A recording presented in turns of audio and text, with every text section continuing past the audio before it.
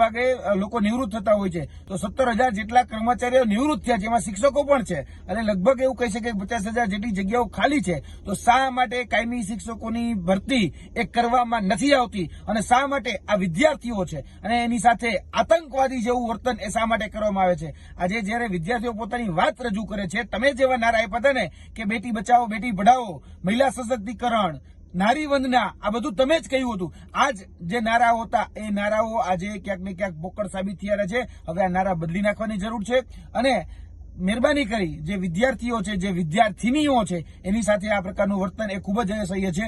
આવનાર દિવસોમાં અમારે રોડ ઉપર પણ ઉતરવું પડે, આવનાર દિવસોમાં અમારે વિધાનસભાનો ઘેરાવો કરવો પડે, કે આવનાર દિવસોમાં અમારે શિક્ષણ મંત્રીના ઘરનો ઘેરાવો કરવો પડે, તો પણ અમે કરીશું, કેમ કે અમારા હકની લડાઈ છે, અમારા ન્યાયની લડાઈ છે. એટલે આવનાર દિવસોમાં હજી પણ અમારા અલગ અલગ રચનાત્મક કાર્યક્રમો છે એ શરૂ જ રહેશે. જય હિન્દ, જય ભારત.